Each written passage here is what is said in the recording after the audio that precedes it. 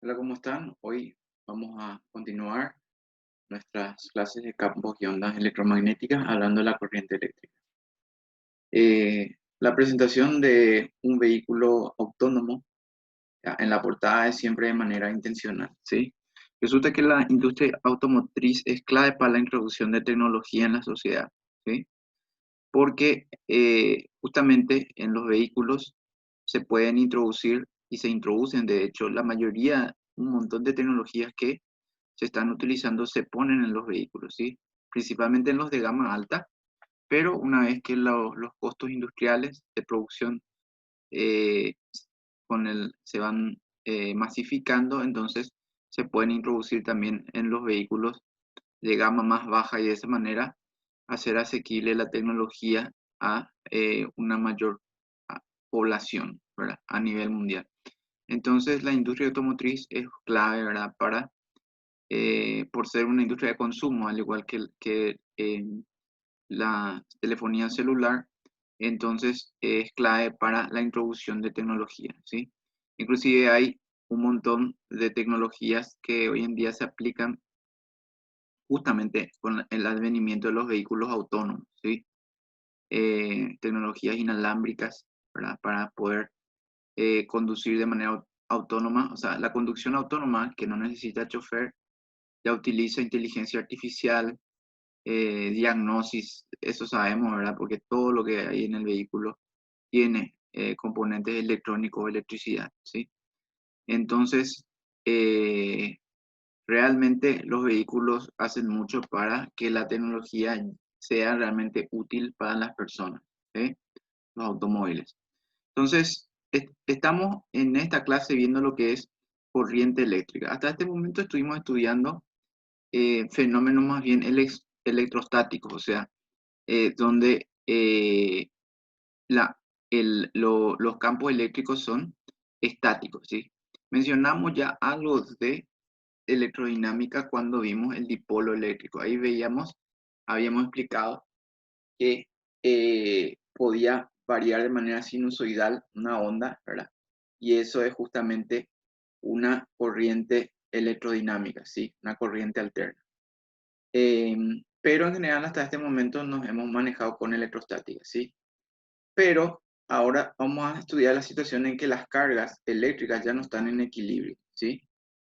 Y entonces aparece un flujo de cargas eléctricas cuando ya no están equilibradas las cargas eléctricas dentro de un componente, comienza a haber desplazamiento de cargas eléctricas, ¿sí?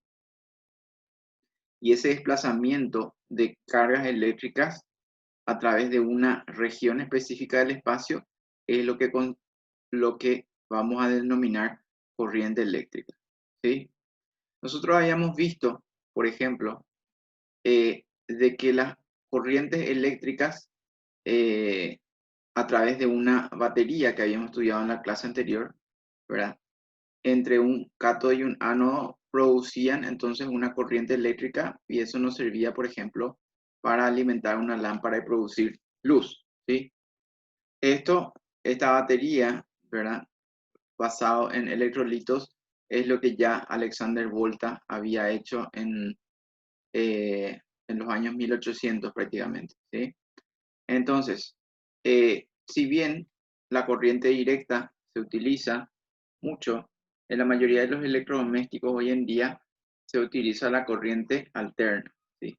Eso es debido a que los sistemas de generación de electricidad todavía actualmente se basan en corriente alterna, hidroeléctrica, turbinas a gas, turbinas nucleares, em, turbinas hidroeléctricas, naturalmente, están generando corriente alterna, ¿sí? ¿Por qué? Porque esa corriente alterna tiene menos pérdida al viajar, ¿verdad? A través de grandes distancias y por eso todas las cosas se puede elevar a voltajes más altos, ¿verdad? Entonces, los electrodomésticos, después tenemos los transformadores que vuelven a bajar esas líneas, ¿verdad? De 30.000 voltios, bajan a 1.000 voltios, ¿verdad? Y a múltiplos, ¿verdad? De esas características que son las líneas de alta y media tensión. Y finalmente en nuestra casa tenemos disponible 220 voltios, ¿sí? En el caso de mi país y en otros casos son 110 voltios, ¿sí? Con una frecuencia de 50 Hz o 60 Hz, dependiendo nuevamente del país o la región, ¿sí? Pero eso es corriente alterna, ¿sí? Y como sabemos, la mayoría de los electrodomésticos funcionan con corriente alterna, ¿sí? Cuando un electrodoméstico, por ejemplo, era para 110 voltios y usted le somete a 220 voltios, naturalmente ese electrodoméstico se va a quemar, se va a estropear, necesita un transformador justamente, ¿sí? Entonces, de alguna manera, ya desde niños estamos naturalizados con el concepto de que existe una corriente directa y una corriente alterna, ¿sí? La corriente alterna la utilizamos en el electrodoméstico y una corriente directa, por ejemplo, lo tenemos que utilizar las pilas en un determinado dispositivo, ¿sí? Hoy en día, los celulares, ¿verdad? En realidad tienen una pila, ¿verdad? Una especie de pila, una batería. Por eso es que cargamos el celular, ¿verdad? Almacenamos la energía y ahí tenemos la batería que está produciendo corriente directa, en este caso para el celular, para los transistores, para la circuitería del teléfono celular, ¿sí? Entonces, de alguna manera también, justamente, allí vamos teniendo, mismo en una laptop, ¿verdad? También tenemos una batería en el caso de que se corte el suministro o que no querramos usar el suministro de corriente alterna, entonces la computadora portátil, laptop, ¿verdad? Tiene una batería justamente para que podamos desplazarnos sin estar conectados a la corriente alterna. Por la misma razón, el teléfono móvil, para que podamos desplazarnos sin estar conectados a la corriente alterna, entonces justamente cuenta con una batería para facilitar entonces nuestra movilidad sin estar conectado a la corriente eléctrica alterna, ¿sí? Entonces, siempre que necesitemos estar, no tengamos que tener un cable, vamos a tener una batería que nos va a ayudar ahí, y ahí probablemente va a haber corriente directa. Entonces, de alguna manera, estamos naturalizados de manera básica con los conceptos de corriente directa y alterna, ¿sí? Y ahora justamente lo que vamos a hacer es profundizar un poquitito esos conceptos, ¿sí? Una cuestión, por ejemplo, normal es que generalmente pensamos que cuando hablamos de corriente eléctrica quiere aparecer en nuestra mente eh, un conductor eléctrico, ¿verdad? Metálico, ¿verdad? O sea, lo primero que pensamos es en un cable, ¿verdad? O sea, cuando hablamos de corriente eléctrica, lo primero que nos viene a la mente es un cable, y es natural, ¿verdad? Porque es lo que más hacemos, ¿verdad? Para alimentar o para cargar las baterías de nuestros dispositivos, siempre nos conectamos a la corriente eléctrica por medio de cable. Entonces, asociamos corriente eléctrica con un cable. Ahora, la corriente eléctrica es un fenómeno que no necesariamente está ligado al cable. O sea, obviamente hay corriente eléctrica en el cable, pero existen muchos otros dispositivos, ¿verdad? Donde existe corriente eléctrica. Por ejemplo, la fricción de las nubes, también estamos familiarizados que producen rayos, ¿sí? Y ahí entonces las nubes por fricción se pueden cargar positiva, negativamente, ¿verdad? Y puede haber un desequilibrio, y sabemos que las nubes están en un estado gaseoso, ¿verdad? Entonces, en los gases también puede haber corriente eléctrica. Em, También nos es familiar, por ejemplo, el tema de que en los teléfonos celulares nuestros dispositivos son LCD, pantalla de cristal líquido. Ahí entonces vemos como un líquido, ¿verdad?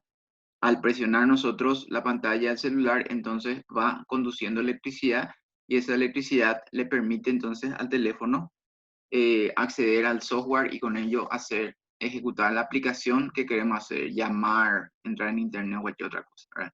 Entonces, los smartphones, teléfonos inteligentes de pantalla plana, entonces tienen un cristal líquido, ¿verdad? Que está permitiendo la conducción de la corriente eléctrica. Entonces, ahí tenemos ejemplos claros en las nubes, en la pantalla del celular, de un estado gaseoso, las nubes, un estado líquido, las pantallas de celular, que también permiten el paso de la corriente eléctrica. Entonces, la corriente eléctrica no es necesariamente un conductor metálico, ¿verdad? Es el caso más común, pero no es la única forma o el único medio por donde se puede propagar la electricidad. En general, vamos a definir la corriente eléctrica como la velocidad a la cual la carga está fluyendo a través de una superficie de análisis A, ¿sí? Entonces, ¿con qué velocidad estas cargas se están desplazando, ¿sí? A través de una superficie, ¿verdad? Donde analizamos qué es A. Naturalmente, si esto es un hilo conductor, como los que utilizamos justamente con los electrodomésticos, esa sección es predominantemente circular, ¿sí? Eh, entonces, pero no necesariamente tiene que ser de esta manera, ¿sí? La sección puede tener cualquier manera, no solamente circular, ¿sí? Pero para simplicidad decimos entonces que es la velocidad a la cual las cargas están fluyendo a través de una superficie A de análisis, ¿sí? Esas cargas, ya vamos a ver, justamente pueden ser tanto positivas como negativas, porque a veces creemos que solamente la corriente eléctrica creemos que son electrones, ¿verdad? Pero no, las cargas positivas, los huecos, ¿verdad? En general, las cargas positivas, porque en los semiconductores a esas cargas se les llama huecos, pero también las cargas positivas son los aniones dentro de una solución, justamente una batería de zinc y cobre. Entonces, aquellas partes, ¿verdad? O por ejemplo en el litio, se dividen en iones positivos y negativos. Entonces, las cargas positivas en general son aquellas, como su nombre lo dice, que tienen un valor positivo, y las cargas negativas en general sí los relacionamos a electrones, ¿sí? Bueno, entonces no necesitan solamente ser electrones, pueden ser iones también, ¿sí? Iones también pueden ser positivo o negativo. Entonces la carga eléctrica no se refiere solamente a los electrones, ¿sí? A veces de la secundaria creemos y generalmente nos enseñan por simplicidad solamente sobre el movimiento de los electrones, pero no son los electrones los únicos que se pueden mover. Se pueden mover en general iones, ¿sí? Con parte positiva y parte negativa. Entonces, en general, desde un punto de vista analítico, va a haber una corriente promedio cuando hay una variación de carga, ¿sí? Delta Q quiere decir que hay una carga inicial y una carga final, ¿sí? A través de una sección y una variación del tiempo, ¿sí? Delta Q sobre delta T. Si nosotros hacemos el límite de delta T, cuando delta T tiende a cero de este cociente, nos vamos a la definición de lo que es una derivada. Entonces, de la corriente promedio, si delta T tiende a cero, el límite de este cociente incremental, me va a dar, por definición, la corriente en el límite diferencial. Voy a tener entonces la corriente instantánea, ¿sí? Entonces, esta es la corriente promedio, donde conozco bien el Q final y el Q inicial, ¿sí? Por eso puedo promediar, y el tiempo final y el tiempo inicial. Conozco estos. Generalmente son intervalos pequeños, pero conozco, ¿sí? Conozco la carga final, la carga inicial, el tiempo final y el tiempo inicial. Por eso esto es una corriente promedio. Cuando llego al límite de eso, cuando delta T ya prácticamente es cero, entonces me voy a una corriente instantánea, ¿sí? Y eso entonces es el límite diferencial.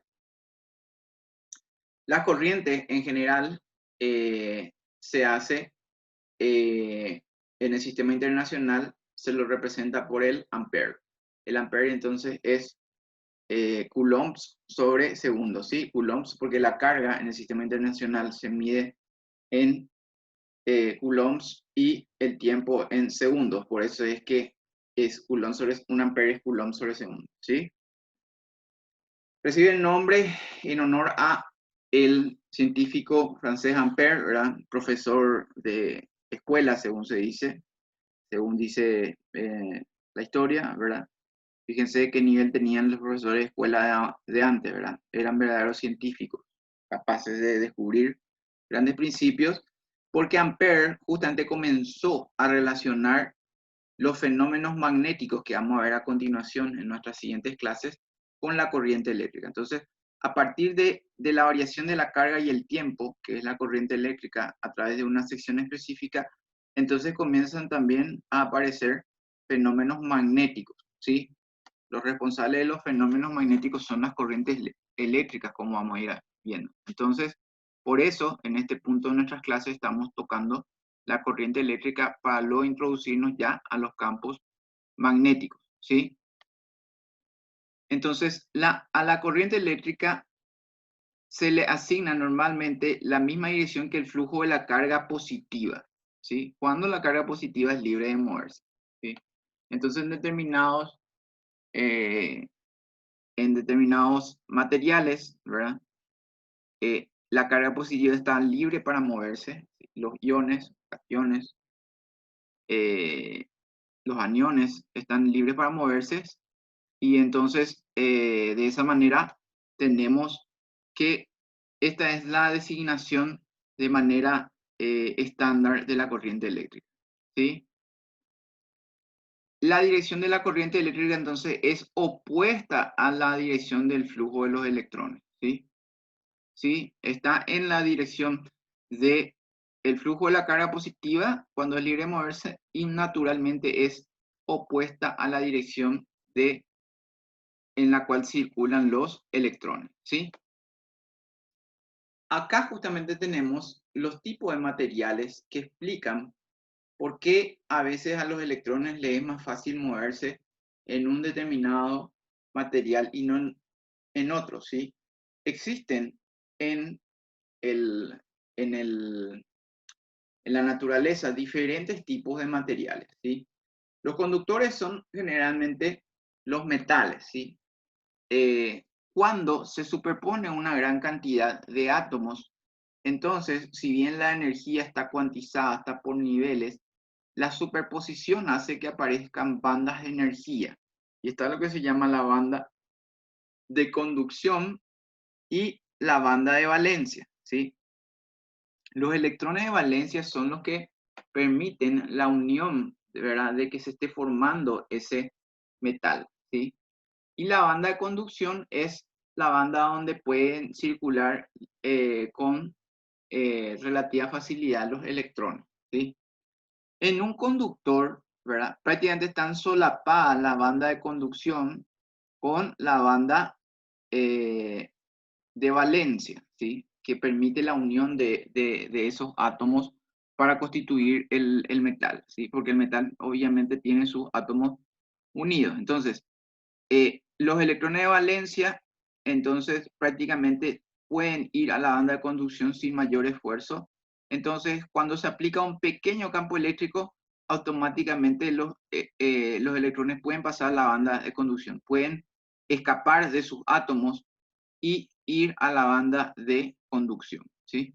En un conductor, entonces, es fácil a los electrones dejar sus átomos y ir a la banda de conducción. En un semiconductor, ¿verdad? Que es el caso, por ejemplo, de los materiales como el silicio, el germanio. Silicio está presente en toda la naturaleza en la Tierra, ¿verdad? En el polvo. Entonces, el silicio es entonces un tipo de semiconductor y también el germanio. Por eso es que también se utilizan mucho los dispositivos. Fíjense que todo existe a nosotros que estamos hablando para el tema de telecomunicaciones, todo un área que es la física de los semiconductores, ¿verdad? ¿Por qué? Porque es muy importante en el área de las tecnologías de información y comunicación comprender a los semiconductores, ¿sí?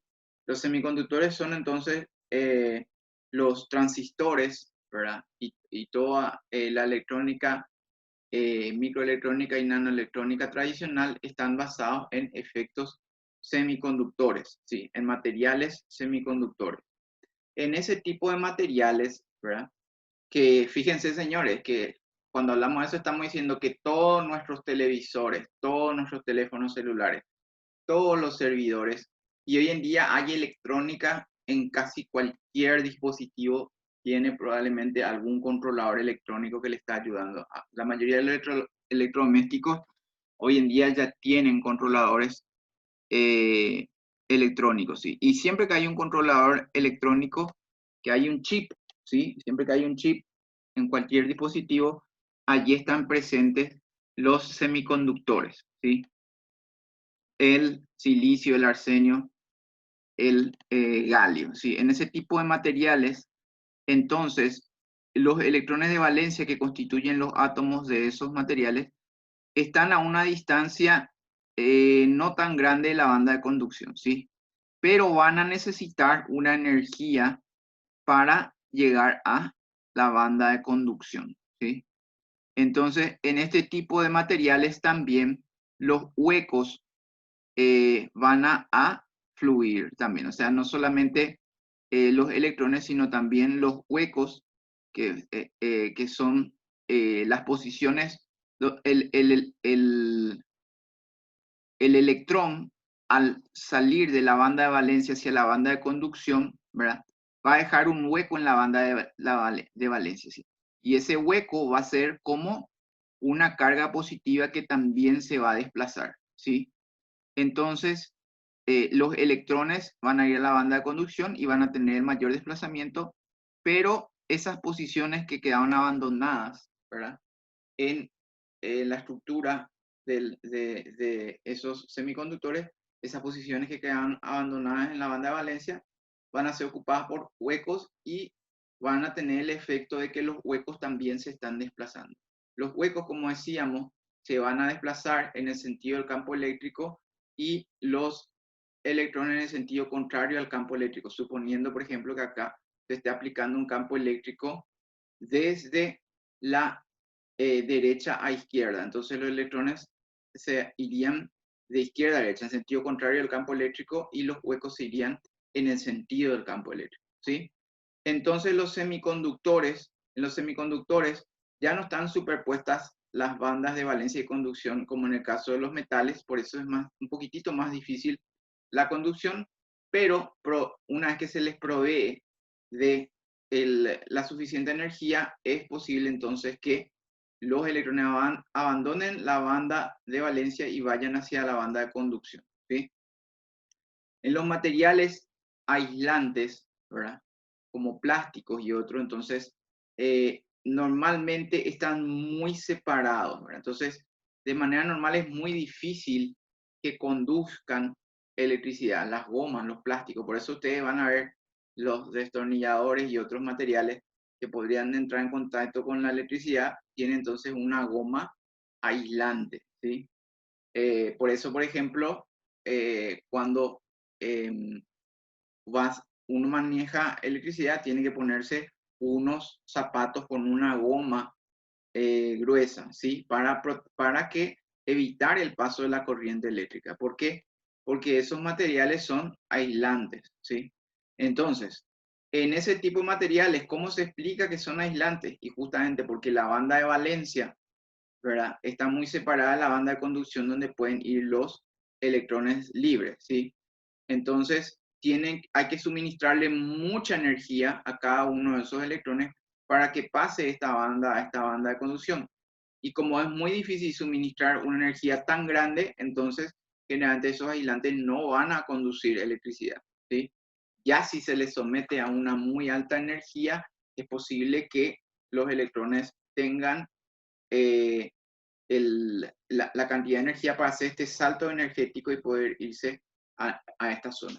Por eso es que los aislantes, entonces donde la banda de valencia está muy separada de la banda de conducción, los electrones entonces se les dificulta su paso a la banda de conducción, entonces difícilmente van a conducir electricidad. Entonces estos son prácticamente los dispositivos que se encuentran en la naturaleza. Hoy en día está lo que se llama los supermateriales, donde los científicos comienzan a jugar con las propiedades eléctricas de los materiales para crear nuevos materiales, ¿sí? Bueno, entonces la corriente eléctrica no está formada solamente, como decíamos, por los electrones, sino ya vemos que los huecos, ¿verdad? O los iones también pueden formar la corriente eléctrica, no solamente los electrones, ¿sí? ¿Por qué hablábamos de los iones? Fíjense, en nuestra clase anterior hablamos de potencial eléctrico y la capacitancia. Y ahí habíamos mencionado, por ejemplo, este experimento es un experimento clásico que se hace en secundaria, ¿sí? Donde yo puedo tener, ¿verdad? Un, se trabaja con sulfato cuproso y sulfato de zinc, ¿sí? Entonces, cuando yo meto estas dos sustancias, entonces comienza a haber un flujo de electrones, ¿sí? Los electrones o cationes se van hacia el cátodo. Por eso se llaman cationes, porque se van hacia el cátodo. El cátodo es el cobre, ¿sí? Que va a quedar cargado positivamente. Y el zinc, entonces, es el ánodo. Y la carga positiva, los iones positivos van a ir hacia el ánodo. Y esto es lo que se conoce. Entonces, acá, justamente en una batería sencilla, semejante a la que tenemos en el auto, y un proceso similar de cationes y aniones se da en la batería que tenemos en el teléfono celular. Entonces, ahí ya hay un flujo de electrones y también de cargas positivas o aniones, ¿sí? Entonces, de esa manera, yo tengo tanto el flujo de electrones como el flujo de cationes, ¿sí? Entonces, nosotros de esa manera tenemos el flujo de electrones y el flujo de los aniones que están siendo las cargas positivas, ¿sí? Y ahí tengo la luz, ¿sí? Entonces, inclusive mencionábamos en la clase anterior que hoy en día las propias plantas nos están, los árboles, las plantas nos están ayudando a producir electricidad, ¿verdad? Pues hoy en día es todo el auge, lo que se viene, entonces es la electricidad producida por plantas, porque es mucho más ecológico, ¿verdad?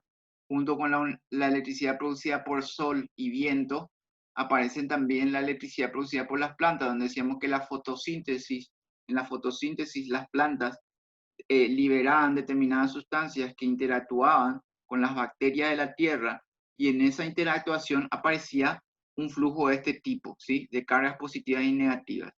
Se ponía una rendija, ¿sí? En medio de ello y se podía aprovechar entonces esto como una corriente eléctrica. Entonces ahora, para producir corriente eléctrica, lo único que necesito es tener una planta cerca de mí. Yo con eso, a partir de eso, y con la rendija adecuada, ¿sí? Con una rendija adecuada, yo podría entonces generar una luz. De esta manera, entonces, la luz puede ser mucho más accesible ya, ¿verdad? Ya no es tampoco necesario un dispositivo tan caro como una... las baterías solares, a veces el tema de la batería y bueno, y el generador solar, entonces a veces puede ser caro, ¿sí? Pero en realidad mucho de ese precio está relacionado con la industria nomás de la electricidad, que todavía es muy tradicional, ¿verdad? Pero en síntesis, las plantas también nos pueden ayudar a producir electricidad para determinadas comunidades donde no tenemos acceso a energía eléctrica actualmente, ¿verdad? Entonces, de esa manera, este fenómeno esto es lo que realmente es la corriente eléctrica. La corriente eléctrica entonces es un flujo a través de un área donde vamos a medir el intercambio, ¿sí? Donde pueden ir tanto electrones como también pueden ir aniones. En general pueden ir cationes, es decir, cargas negativas y cargas positivas o aniones en general, ¿sí? En este caso son electrones, pero pueden ser cationes y aniones en líneas generales, ¿sí? Bueno, vamos a ver entonces ahora de qué se trata este tema. Para comenzar un estudio a nivel microscópico de la corriente eléctrica, vamos a ver un cilindro porque nos es más común, ¿sí? Como un cable, donde tenemos una sección circular, ¿sí? Ahí en un determinado tiempo está atravesando, cada área está siendo atravesada por carga, ¿sí? Entonces existe una carga total que está siendo contenida en ese periodo de tiempo, ¿sí? Fíjense que en la clase anterior hablábamos del potencial eléctrico, ¿sí? Y decíamos que había una diferencia de potencial debido a la presencia de un campo eléctrico, ¿sí? A través de una longitud dada, había una diferencia de potencial eléctrico. Entonces, para que exista carga eléctrica, tiene que haber una diferencia de potencial eléctrico producido por el campo eléctrico. Si el campo eléctrico es cero, no van a poder moverse las cargas de un punto a otro, ¿sí? No va a existir una diferencia de potencial que lleve a esas cargas a ir de un punto a otro, ¿sí? Necesitamos tener el campo eléctrico. Lo que produce el campo eléctrico, perdón, lo que produce la corriente eléctrica es la existencia de estos campos eléctricos. Si no existe el campo eléctrico, no va a ser posible entonces tener una diferencia de potencial que me lleve a tener una corriente eléctrica. ¿Ok? Entonces, nosotros sabíamos también, por otro lado, en nuestro modelo microscópico, ya de la ley de Coulomb que habíamos estudiado en las primeras clases, que la fuerza, ¿verdad? El campo eléctrico era la fuerza de Coulomb por dividido la carga del electrón que es, ¿sí?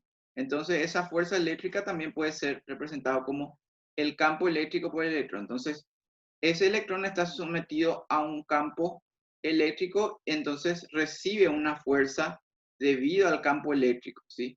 Entonces sería una fuerza eléctrica que experimenta el electrón debido a la existencia del campo eléctrico. Y ese campo eléctrico se genera por una carga también, ¿sí? Entonces, ¿qué pasa a nivel microscópico? Si no existe el campo eléctrico, los electrones pueden estar presentes en la banda, están en ese momento, están en la banda de valencia probablemente se mueven los electrones, pero es totalmente aleatorio, es desordenado, ¿sí? No sigue ningún orden mínimo si no hay un campo eléctrico, ¿sí? Entonces, si bien se están moviendo, como el movimiento es aleatorio, podemos decir que en promedio, ¿verdad? En promedio, entonces, el desplazamiento es cero, ¿sí? Podemos decir que el desplazamiento de estos electrones en promedio es cero, porque los movimientos aleatorios de cada uno de los electrones podríamos suponer que se están compensando. Entonces, si no hay campo eléctrico, los electrones se mueven, pero de manera aleatoria, pero no tienen un movimiento ordenado. Y al no tener un movimiento ordenado, podemos decir que el movimiento que produce un electrón se compensa con el movimiento que produce el electrón. Entonces, es como que el sistema en sí no se está moviendo. No hay movimiento, no hay velocidad promedio. El sistema no se está moviendo, ¿sí? Cuando aplicamos un campo eléctrico, ¿sí? Vamos a ver que aparece que los electrones comienzan a fluir en el sentido opuesto al campo eléctrico. Si el campo eléctrico está, como hemos dicho, de derecha a izquierda, los electrones comienzan a ordenarse sus desplazamientos y es como que tienen si bien sigue siendo aleatorio su movimiento, pero como que van tendiendo a producir una velocidad promedio opuesta al campo eléctrico, VD, ¿sí? Entonces, esta velocidad promedio de desplazamiento va a ser opuesta al campo eléctrico que se está suministrando. Entonces los electrones, si bien siguen con sus movimientos aleatorios, pero a la vez también van constituyendo una velocidad opuesta, ¿verdad? O se van desplazando a una velocidad opuesta a la del campo eléctrico aplicado, ¿sí? Nosotros sabemos, yendo nuevamente a nuestro conductor, ¿verdad? Un conductor cilíndrico como los que normalmente utilizamos para energizar eh, cualquier electrodoméstico. Entonces, tenemos el conductor cilíndrico. El volumen de un cilindro no es otra cosa que su área por la altura, que en este caso es dx, que es el desplazamiento. Pero ese desplazamiento, ¿verdad? Si nos vamos en términos de la velocidad, velocidad es igual a delta X sobre delta T. Entonces, despejando la velocidad por el tiempo que transcurre es justamente el desplazamiento que tuvieron esas cargas. Entonces, la velocidad promedio por el tiempo que transcurrió me da entonces el desplazamiento que tuvieron esas cargas. Entonces, comienza a aparecer esta velocidad de desplazamiento promedio de los electrones, que al ser multiplicado por el tiempo, un tiempo donde cual hago la medición, me da el desplazamiento, cuánto recorrieron esos electrones a través del conductor. ¿Sí? Continuando con nuestro modelo microscópico, entonces vamos a definir N como el número de portadores de carga, ¿sí? El número de portadores de carga por unidad de volumen, ¿sí? ¿Cuántos portadores de carga yo tengo en una unidad de volumen? ¿Sí? Entonces, todavía no estoy hablando de la carga completa, sino cuántas cajitas, ¿verdad? Podríamos hablar de que en este volumen hay una cantidad de cajitas, ¿sí? Y la cantidad, los portadores de carga va a ser, justamente, N va a ser la cantidad de portadores en ese volumen, ¿verdad? Eso es lo que representan esta N, ¿verdad? Como unas pequeñas cajitas o unos pequeños cilindritos más pequeños, ¿sí? Y en un volumen dado, entonces puede haber una determinada cantidad de portadores de carga, que son los cilindritos más pequeños dividido el volumen. Entonces esta es una densidad, ¿sí? Una cantidad de portadores de carga por unidad de volumen, ¿sí? Entonces los portadores de carga, que todavía no son las cargas, sino que son las cajitas o los cilindritos que van a contener a la carga, van a ser N, el número de portadores por unidad de volumen. Y V en este caso el volumen. Ahora el volumen, como habíamos visto, es este cilindro, que es el área por delta X. ¿Sí? Ahora, entonces, la carga total va a ser todas las cajitas, que es el número de portadores por unidad de volumen multiplicado por el volumen, y cuántas cargas, que este sí es Q minúscula, cuántas cargas hay en todas esas cajitas que está dado por este número, ¿sí? Es como que, o podemos pensar en pequeños cilindritos que van teniendo cada uno una carga. Entonces, si multiplico todos los cilindros por el volumen, voy a tener la cantidad total de cilindritos y en cada cilindrito voy a tener una pequeña carga Q. Entonces, la variación total de la carga o la carga total que está contenida en este segmento va a estar dado por Q, por el número de los portadores y el volumen, ¿sí?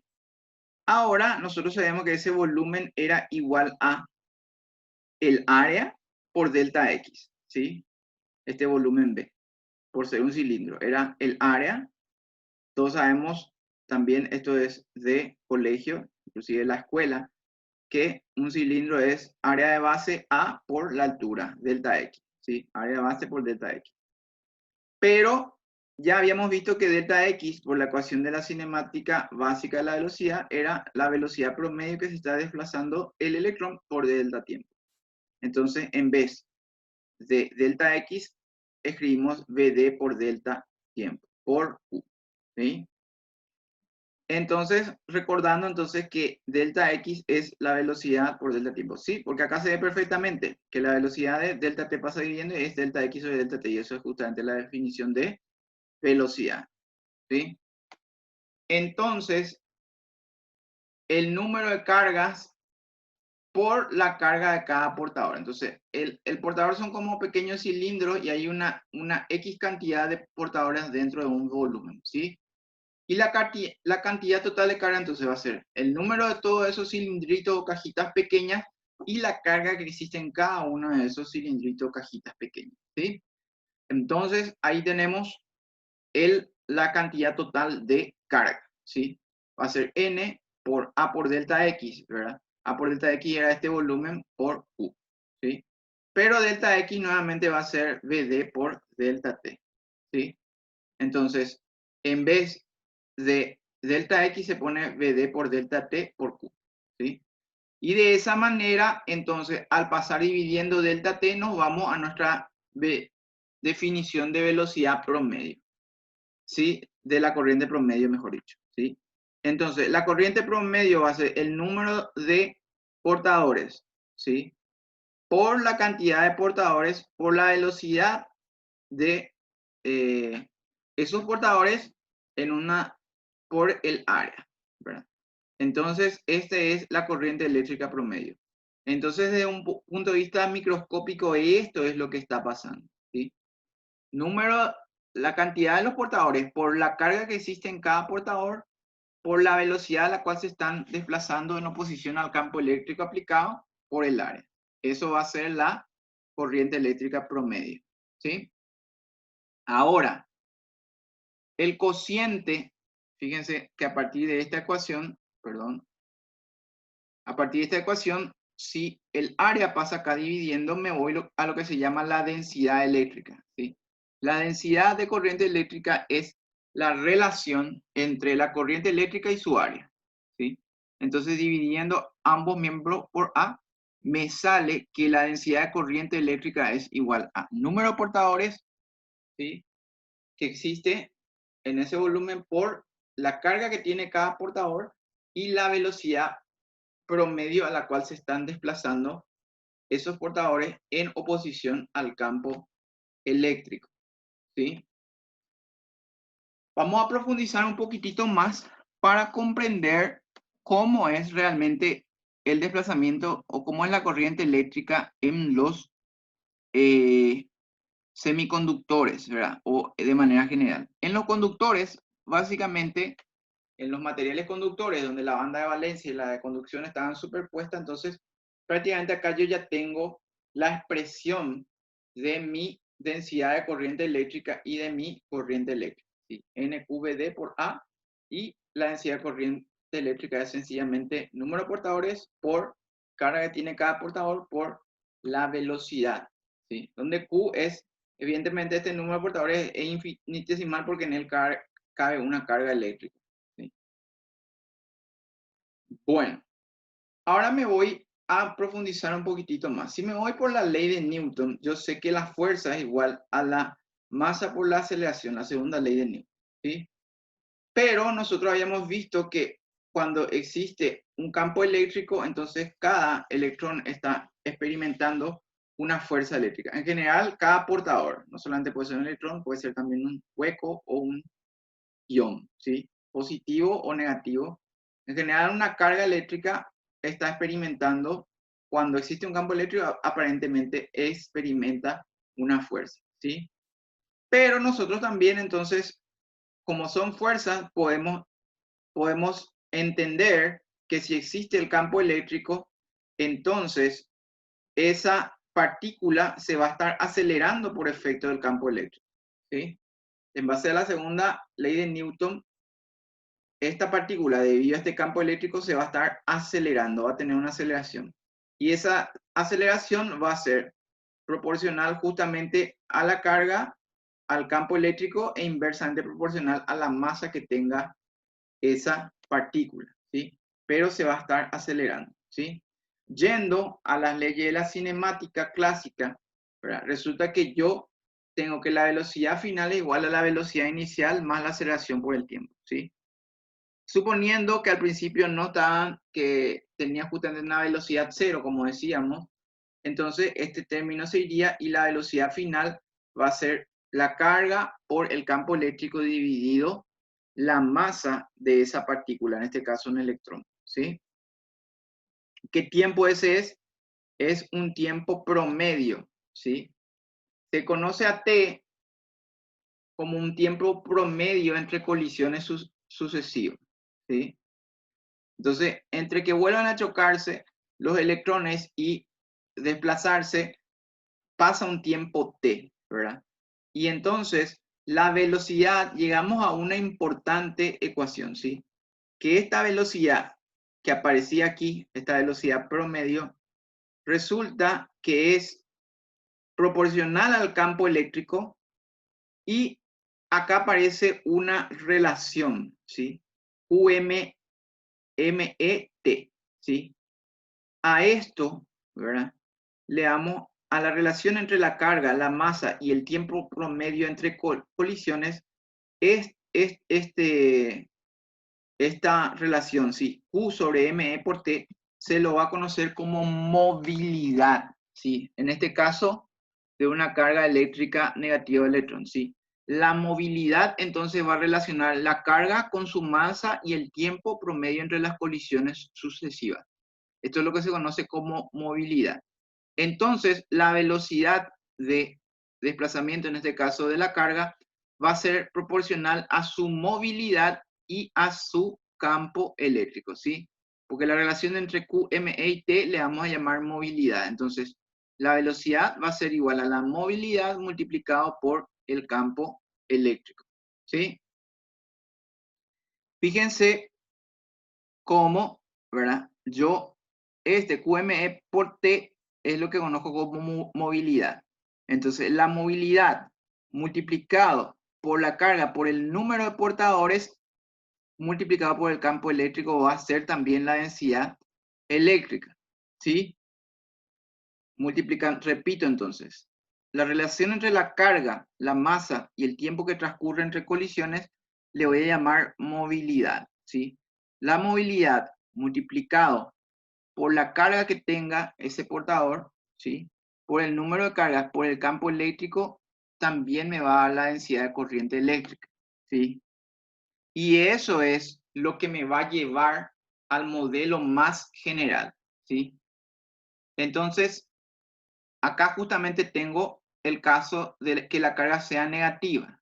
La movilidad entonces era una relación entre la carga, la masa y el tiempo entre las colisiones. Esta es la movilidad.